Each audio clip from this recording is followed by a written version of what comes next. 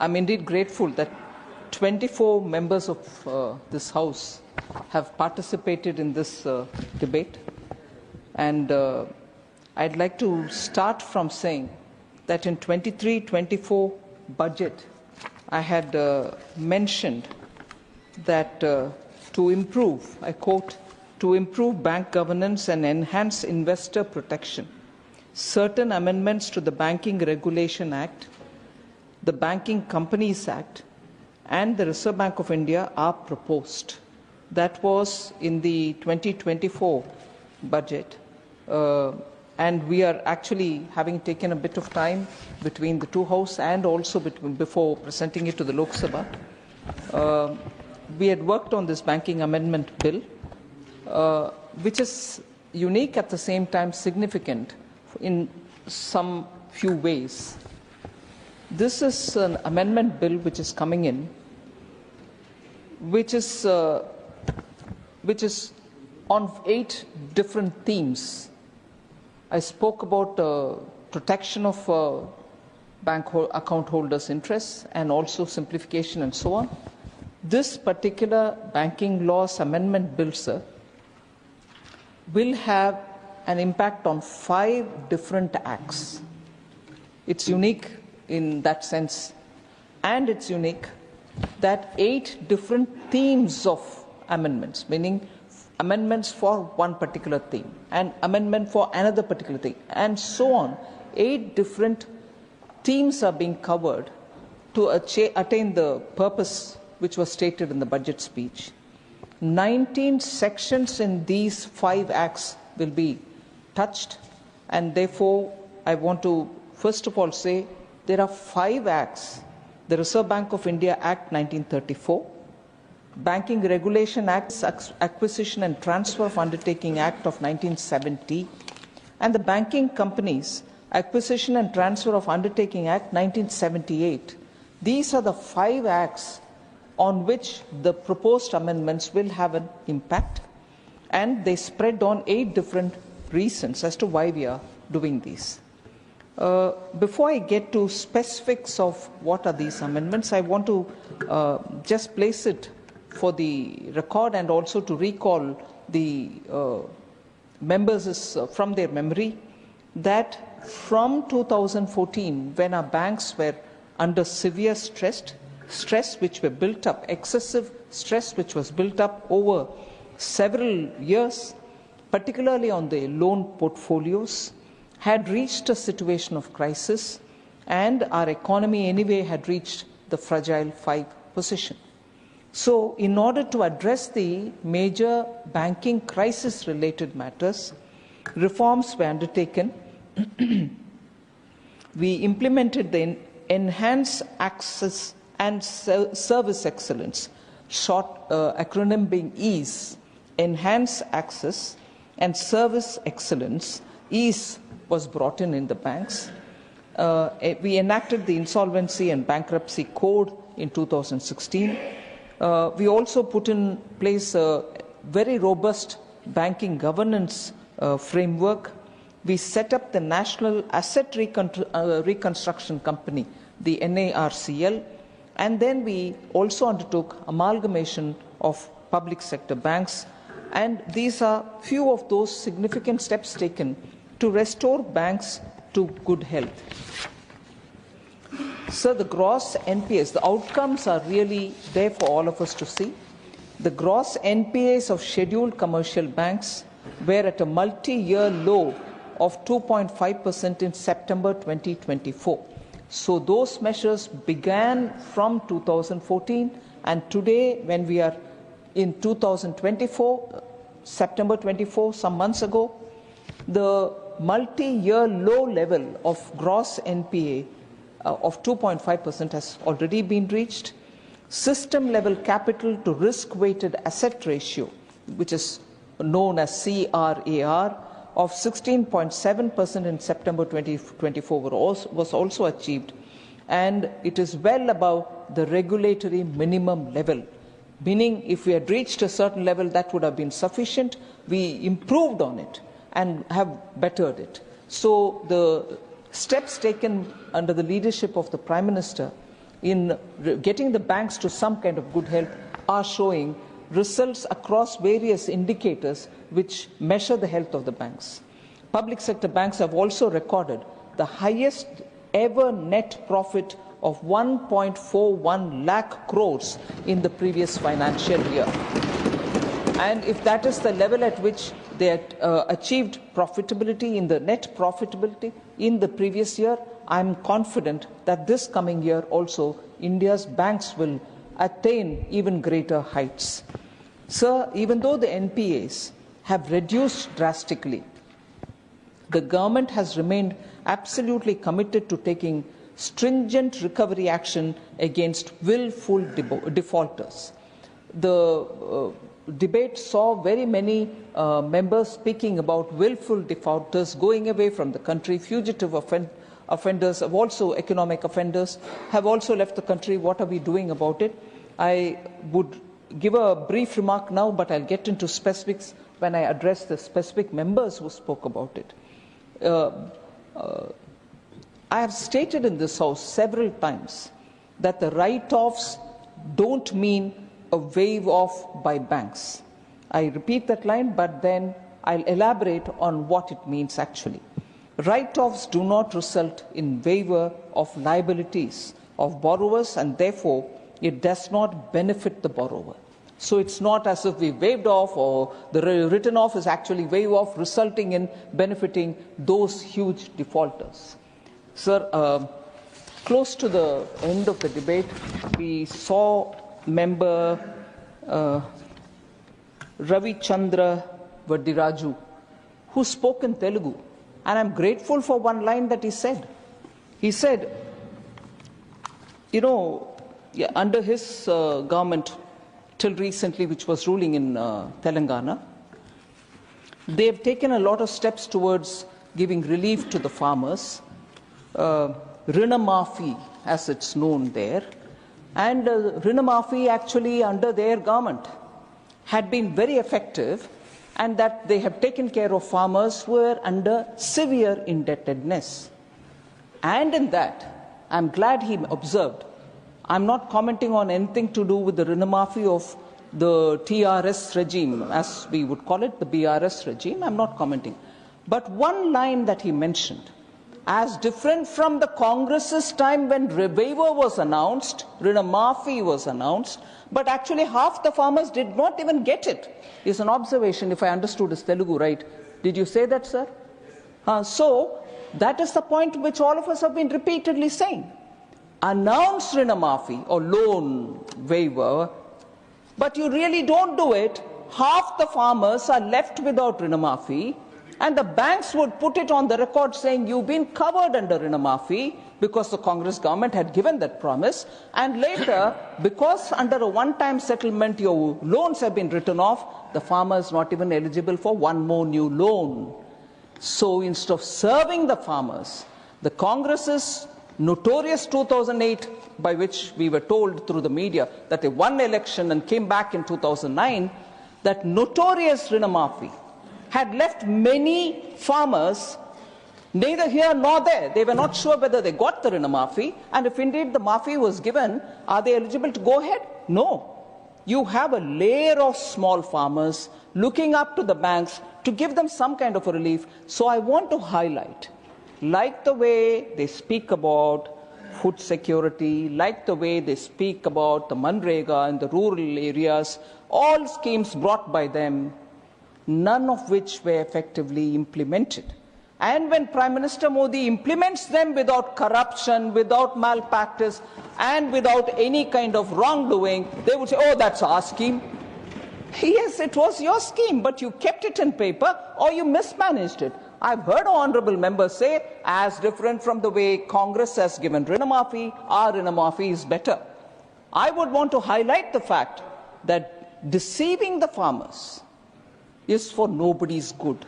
If you really want to help the farmers, here is Prime Minister Modi putting 2,000 rupees every time, annually 6,000 rupees into their account through the transparent DBT.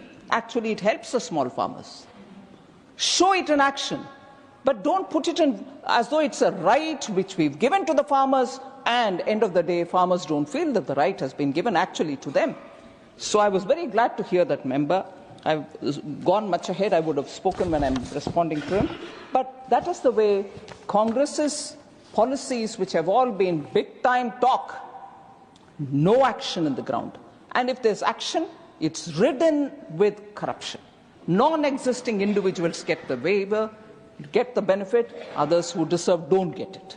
So that is something which thankfully there's another party member who's saying it, not me.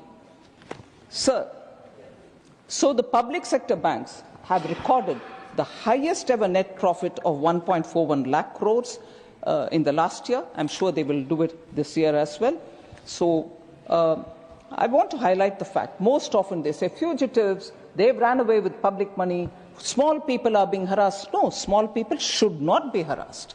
We are periodically, through the Reserve Bank of India, telling banks, telling our NBFCs that you have no business to go and harass anybody. Duly, yes, follow it up, but you can't threaten people or get into their house at ungodly hours and threaten them and so on. But with all that said, the rich borrowers are let to go off, they run away from the country. I want to give you this number, sir, which we placed in this House during question hours also several times.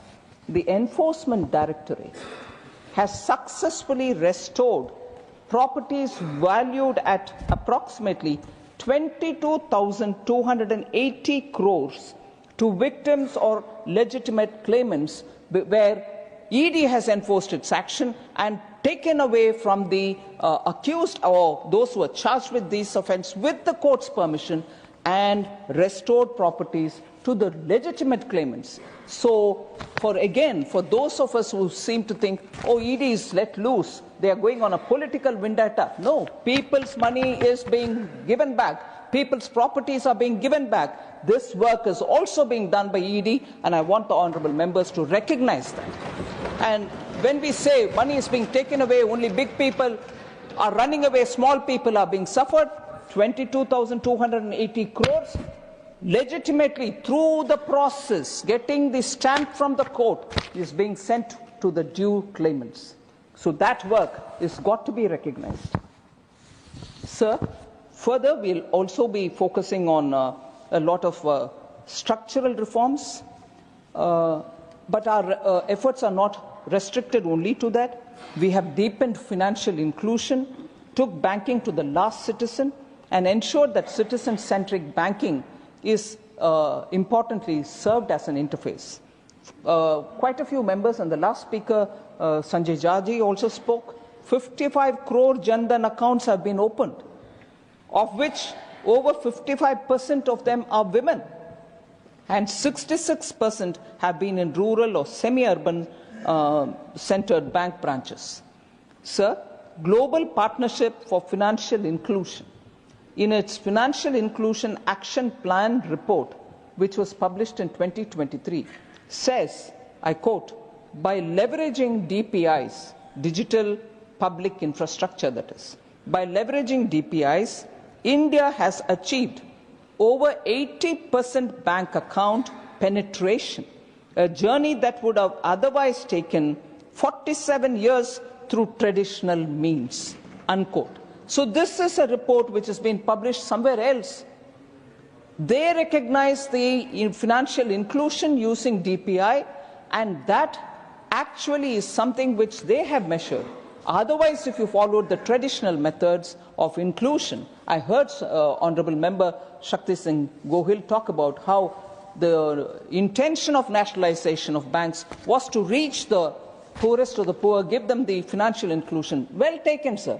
But our grievance, as I said, in every one of the acts which they claim, it's ours. Rightfully, they are theirs. They introduced it.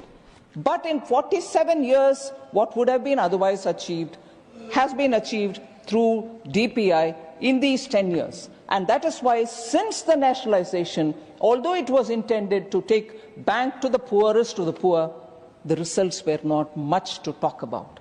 So that has to be recognized.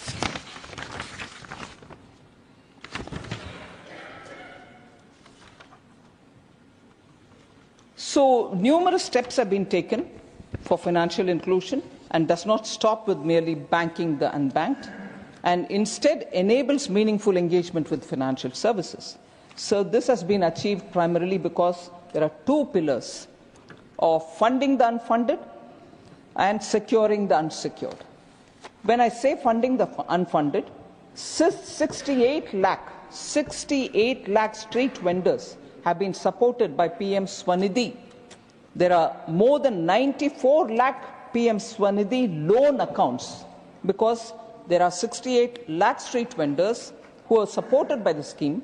But when it shows that people have graduated from the lower end of the loan, repaid it, and graduated to be eligible for the upper end, and therefore they have benefited even from that. So 68 lakh street vendors, but 94 lakh Swanidhi loan accounts have been recorded, and in all the three tranches, 10,000 the first tranche, 20,000 the second tranche, and 50,000 the third tranche.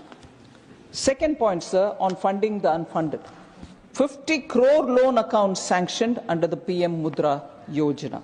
Again, these are unsecured loans but guaranteed by the government. Securing the unsecured, sir. 47 crore enrollments, slightly over 47 crore enrollments have been done accident insurance cover under PM Suraksha Bima Yojana.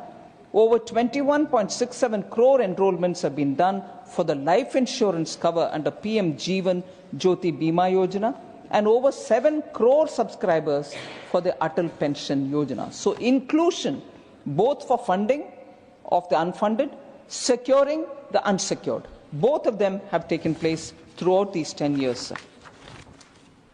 So about this bill, and I said there are 5 different acts which will get impacted. I just want to tell you about those 8 different themes which I said are being undertaken. Many members have spoken about in detail, so I won't highlight too many of it. The current reporting Friday, so every bank reports every Friday, that system has several limitations. So the accuracy and effectiveness of reporting data is affected. Therefore, that is now being changed through one of the amendments so that it can be the last day of the fortnight or month or the quarter, instead of being somewhere in between saying report on a Friday. So that particular amendment will affect 5 different sections of 2 different acts. So that is one of the things. The second theme, sir, is on the interpretation of substantial interest. So we are redefining substantial interest. Currently, it is either 5 lakh rupees or 10% of the paid up capital. We retain the 10% paid up capital. We are not changing that. But 5 lakhs for the substantial interest definition, which was last touched in 1968. So since 68, it remains at 5 lakh. Now we are enhancing it to 2 crores, but retaining the 10% paid up capital for defining what is substantial interest. That's the second section, so the second theme. The third theme is about the tenure of directors, excluding the chairman and the whole-time directors. This is particularly relevant for the cooperative banks. Why do we need to at all do this? In the banks, otherwise, commercial banks, it is 8 years, and we are not doing anything about that. That is being retained. But the current system allows for cooperative banks to have their directors only for 5 years. We want to align that with what is constitutionally provided for those cooperatives, which has not been till now thought through. So the Constitution provides for cooperative banks directors to have a term of 10 years. By limiting it to 5 years, they've actually been denied what Constitution provides them. So we want to now change that and then align it with what the Constitution expects us to do. So that will be 10 years of first 5-year term plus one another 5-year term. So 10 years will be available for them. The next one is about cooperative banks. The RBI's existing rule does not allow in the cooperative banks people to hold more than one position anywhere as director. Technically, the RBI can appoint directors to more than one bank at any particular time. So one person can be appointed in 1 or 2 or 3 banks if the RBI does it exceptionally. But in cooperative banks, the same rule which applies to regular banks also applied, that you can be in one place one time at a time only. Whereas the system through which people get elected in the cooperative movement, yes, they first get elected at the lower rung, then they come to the middle rung, and then they come to the state level. So it is inevitable that they will have more than one position. So we have to, from the light of the cooperative movement spirit, recognize that they can be in more than one place. So that amendment is being brought in. This day and age, banks have terrible problem if the nomination is not made, or if it is wrongly made, or if it is made for cash and FDs also, too many names being given and so on. So we've said simultaneous nomination will be permitted for cash and for FDs, whereas for lockers and articles in safe custody, it can be only simultaneous nomination. The option is given. These are already being used in insurance policies and so on. It is easier to handle claims. Otherwise, people who are running after to prove that they are the actual nominees becomes very difficult for them, and therefore this is being brought in. It has a bearing on nearly 4 sections of different acts. So that is the other. The other one is, again, applicability of interpreting managing director and deposit insurance corporation, sir. This is one of the omissions while drafting the previous act, Banking Amendment Act of 2020, in order to make up for what was oversight problem omitted. They are now being brought in. Definition of deposit insurance corporation and definition of managing director. Nothing new is being changed, but what was omitted inadvertently is being brought in. And then the transfer of unclaimed dividend is being brought in here. Currently, sir, it is important for us to recognize that public sector banks have provisions for transferring unclaimed dividends to the Investor Education and Protection Fund. However, there are no provisions for transferring unclaimed shares, bond redemption, interest amounts to the IEPF. So the proposed amendment seeks to include these additional categories, ensuring that the unclaimed shares, bond redemption, interest amounts are also transferred to the IEPF. So that is the 7th, and the 8th is on the auditor remuneration, which is fairly straightforward, sir. I'm not explaining that. So I'll come to individual members who have raised some issues. So Member Shakti Singh Gohil is not here. Of course, he sent me a note saying, sorry, the honourable member had sought my leave. Sorry? Yes, he's also sent me a little... Singh Gohil had sought my leave. He had to leave. Yes, sir. For some urgency. I recognize that, sir. He's also sent me a written note. He sought my leave. A written note. Is present. Yes, sir, I understand that. He sent me a written note saying he won't be around. But I want to just address some of the concerns that he's raised. Sir, willful defaulters is one thing which Mr. Gohil had raised. What action has the government taken in such cases, he said. I just want to highlight a few. As on 29/1/2025, if you look back at the last 5 years, as I said, the Directorate of Enforcement has taken up around 912 cases related to bank frauds, including those pertaining to willful default. In these cases, 44,204 crores of proceeds of crime have been attached, frozen, or seized. So in 8 cases, assets amounting to 22,276 crore have been restituted to banks or to the legitimate claimants or victims of money laundering. 144 accused persons have been arrested. 239 prosecution complaints including 66 supplementary PCs, have been filed before special courts.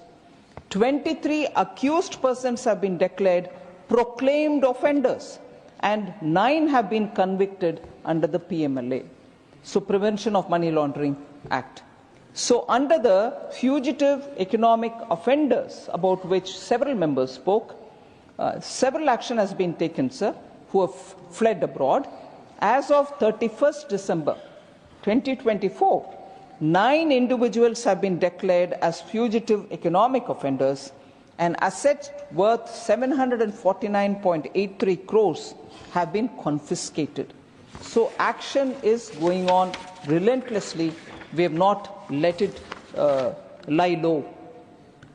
Sir, Member Saket Gokhale spoke about several issues. He's here. Sir, I've explained write-offs and waive-offs. I was surprised to hear it back again from Member Gokhale. Borrowers of written-off loans remain liable to repay their dues. They are not let off. Banks continue to pursue recovery action in written-off accounts using various mechanisms. They filed suits in civil courts or debt recovery tribunals. Taking action under the Securitization and Reconstruction of Financial Crimes, Assets and Enforcement of Security, the SURFACE Act, filing cases in the National Company Law Tribunal, NCLT, under the Insolvency and Bankruptcy Codes, negotiated settlements or compromises with borrowers. These are several such steps. Selling non-performing assets to asset reconstruction companies. So the write-off mechanism is an established practice globally and does not absolve the borrower of their liabilities. It enables banks to utilize their resources more effectively, even as they continue the recovery process.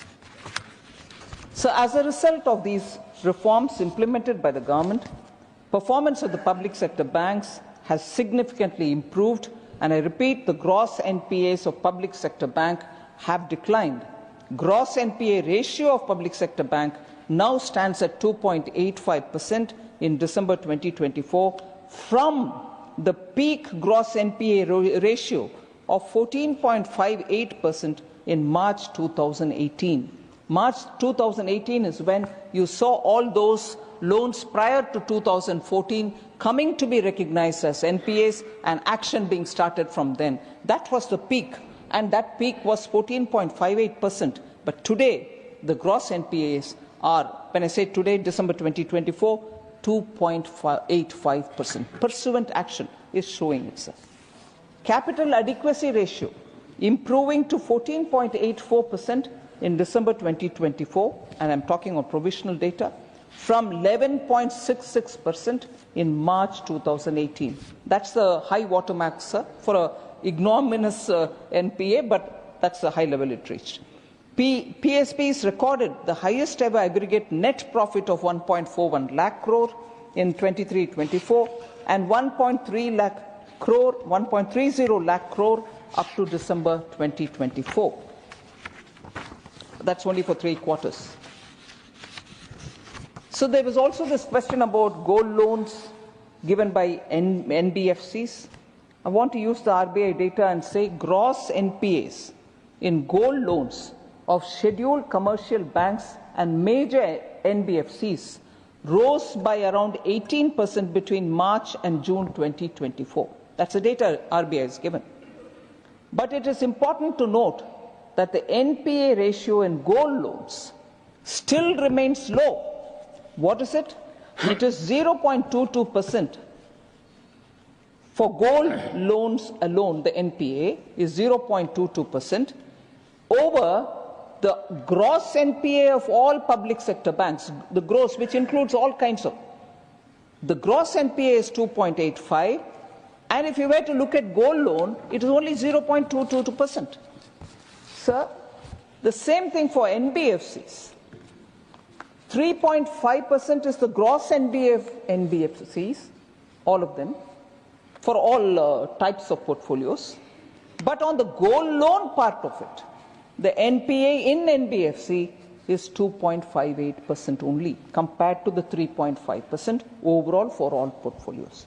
So both the Reserve Bank of India and the government have taken timely and targeted steps to address the issue, and banks and NBFCs have been directed to strengthen appraisal practices, ensure proper gold valuation, comply with the LTV norms, and take action in case of non-repayment, including gold auctions with due notices. So public sector banks were also to conduct a comprehensive audit of gold loan portfolios to ensure full regulatory compliance. No major lapse has been reported. That's about the gold. Penalty charges for non-maintenance of minimum balance was also an issue which Member Gokhale raised. Sir, this has been said several times in this House.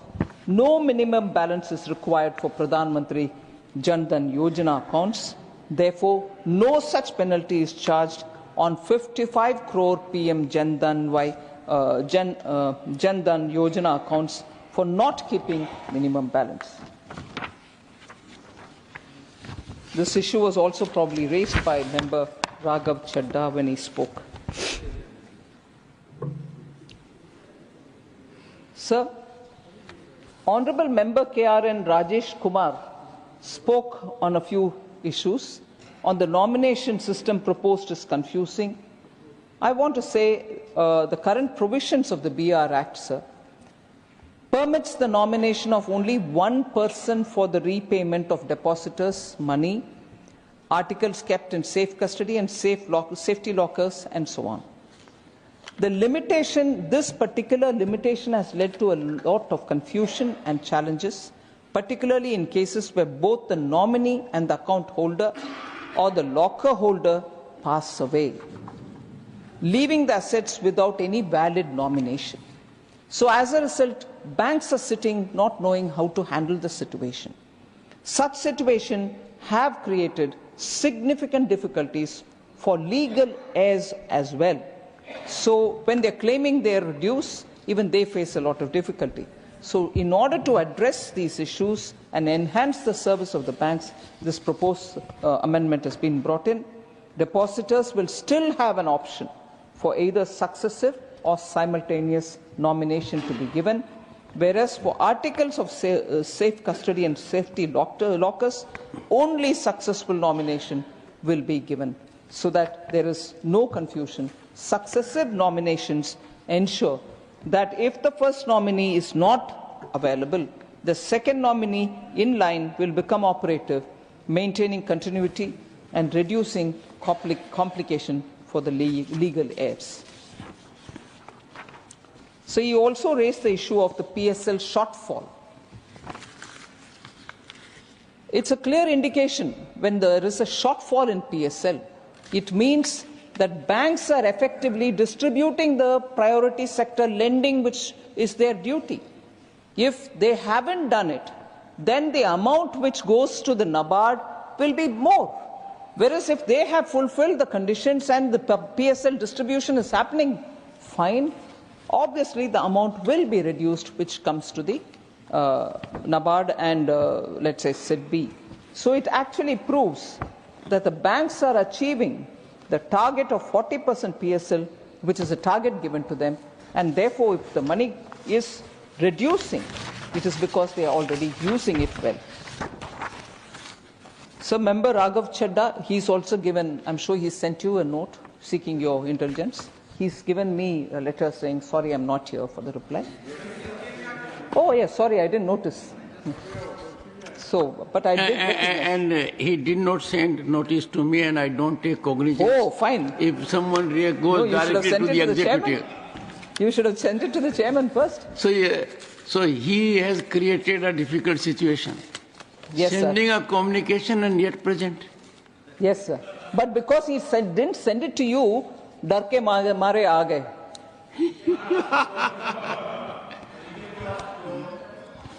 Sir, he raised the question of public grievances and grievance redressal.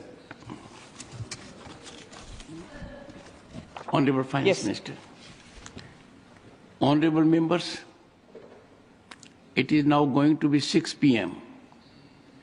If the House so agrees, we may sit beyond 6 p.m. today till the disposal of the Banking Laws Amendment Bill 2024.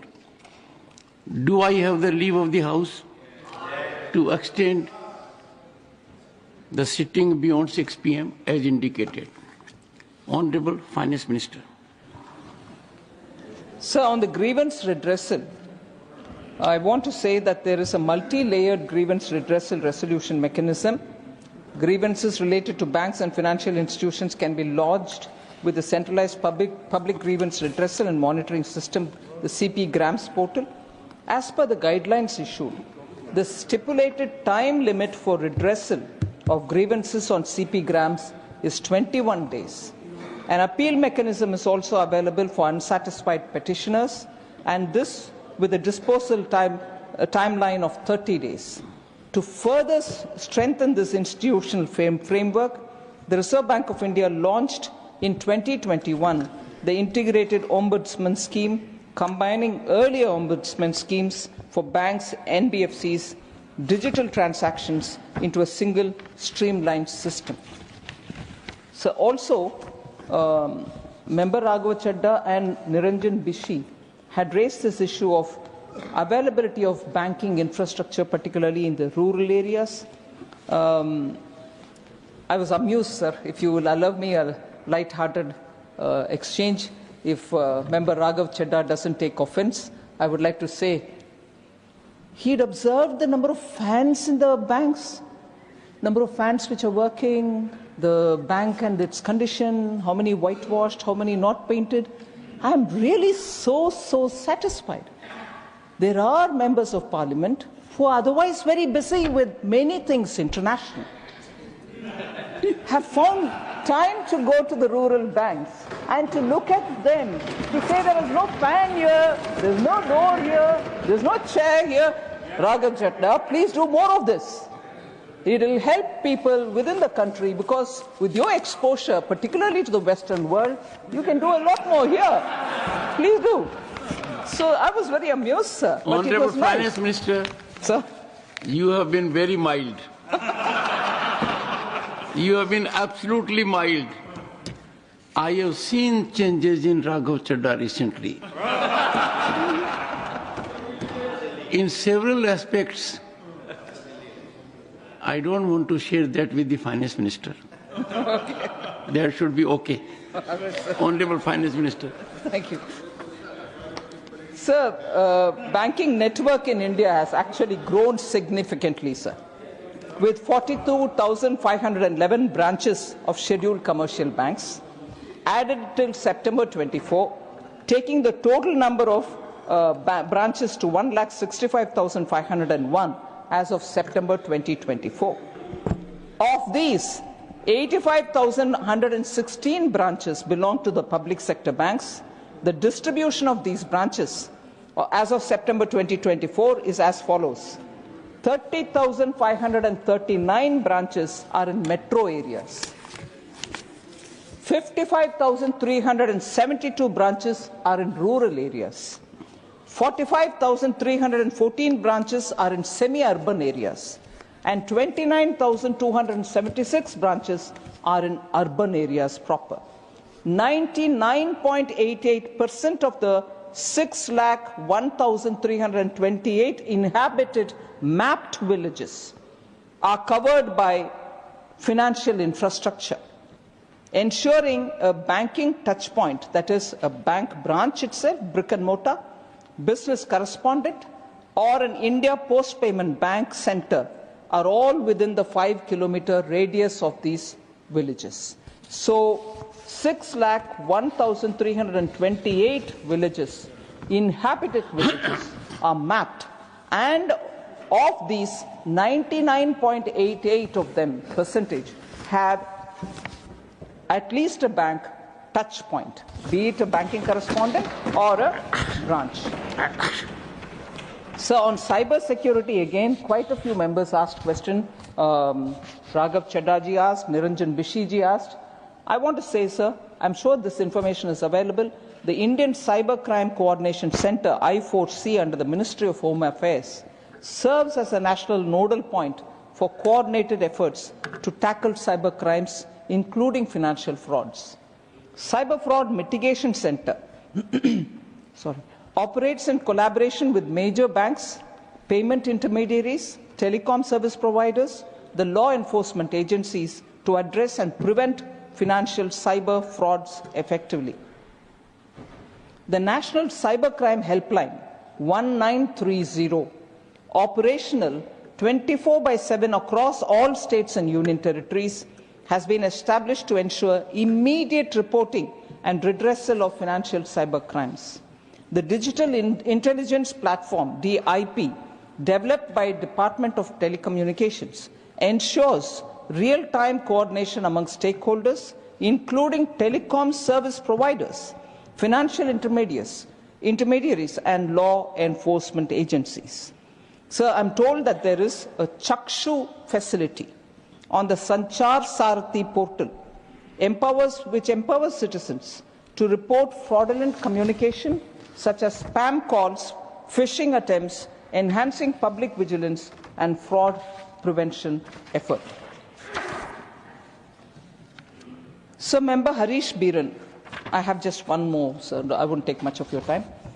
Member Harish Biran said, why separate 5 acts amended in a single legislation?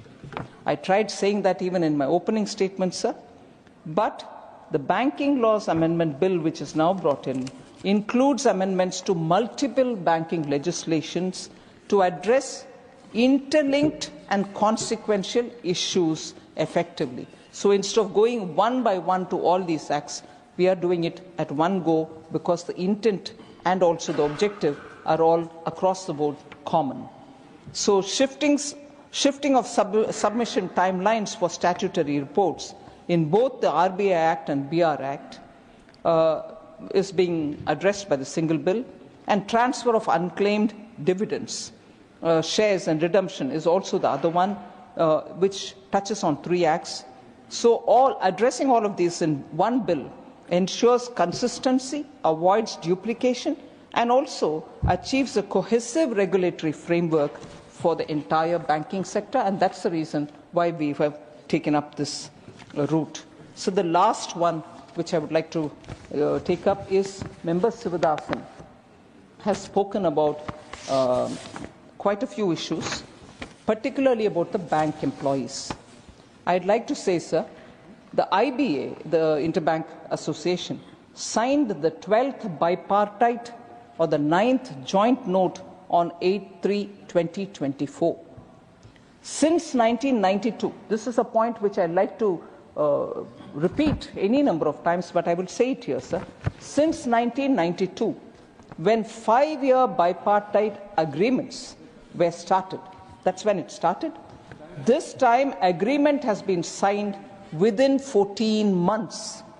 Earlier, the average delay would be 30 months. We completed it in less than that, half the time. So in respect of the increase in salary and allowances for serving employees of banks, there will be an overall increase of 17% in the salary and allowances of the annual payslip expenses for 2021-22, which will be 12,449 crores for all public sector banks. Out of this, 17% and 3% will be loaded onto the basic pay, and the remaining will be distributed in the form of other allowances. New pay scales will be calculated after merging the DA with the basic pay as on 31/10/2022 and adding thereon a loading factor of 3%. So that's about serving employees. For pensioners, sir, monthly ex gratia has been considered in addition to pension for the pensioners and family pensioners as a one-time measure and will be applicable to the current settlement period itself. Third major thing, sir, there are several other issues, the 12th BPS and residual issues of the 11th BPS, which is old legacy issues. All of them have been handled. The pre-1986 ex gratia to retirees and their families have been increased from 4,946 rupees. They were getting only that. And 2,478 rupees. Ex gratia for retirees, 4,946. To the families, 2,478 have now respectively been increased to 10,000 rupees per month in both the cases. So where you were getting only 2,478, you're getting 10,000. Where you were getting 4,946, you're getting 10,000 per month now. That is for the pre-1986 retirees. Sir, this will benefit 105 retirees who are still living from that time, elderly, super senior citizens, and 1,382 spouses of those people who had served the banks. Total additional cost is 4.73 crores per annum. It is implemented since February 2023. So 100%, second point, 100% DA neutralization to pre-2002 retirees and ex gratia. Total additional cost is 631 crore per annum. Total beneficiaries will be 1,81,805 members. DA neutralization is being offered. It is implemented since October 2023. Option to resignees, which was earlier not taken up, who were otherwise eligible to join pension scheme. Total additional cost on this ground is 135 crore per annum. This will benefit approximately 3,198 persons. So that's also achieved, sir. So the IBA has done this work, keeping in mind the bank employees, their families, the pensioners, and the retirees. The last point about Mr. Shivadasan's comment is creation and increase of chief general manager positions in nationalized banks. I'm talking about positions, I'm also talking about the jobs, I'm also talking about the vacancies which are getting filled up. We've taken a step which will enable banks to have better control and supervision, improved asset management, and operational efficiency.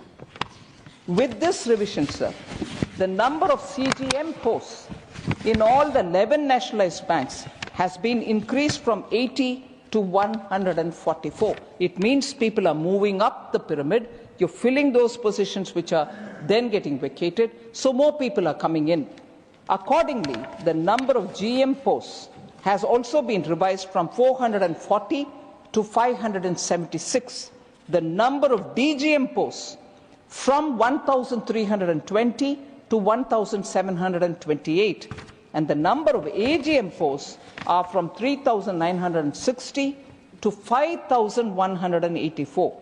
So I want to underline the point that a total of 1,832 posts have been created in the positions. Therefore, as a result of these steps, so not only people are being allowed to go up in the ladder, new positions are also being created. Jobs are not being created. Honorable Member Shivadasan, it's being created. And people are being moved upwards as well. Promotional opportunities are increasing in banks as well. So thank you very much, sir. Thank you for giving me this. Shivadasan has a point. Honorable Finance Minister. Yes, sir. Only Shivadasan. Yes. No. Sir, then it will be endless. Point of order, yes. My yes. question is, One second, point of order. First I will, sir.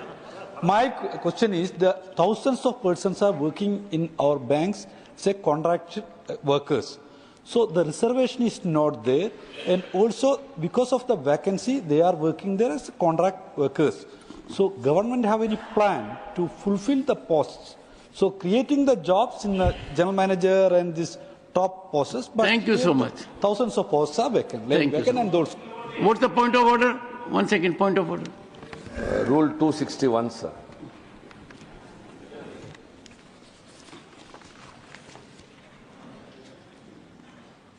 If the chairman is of opinion that a word or words has or have been used in debate, which is or defamatory or indecent or unparliamentary or undignified, he may in his discretion order that such word or words be expunged from the proceedings of the council. Sir, I didn't want to interrupt her during her course of speech. It was a good flow. And during her during her reply, she said that Congress Party's 2008 notorious loan waiver. Notorious is an unparliamentary word, sir. Kindly expunge it. I will look into the matter whether it is unparliamentary or not.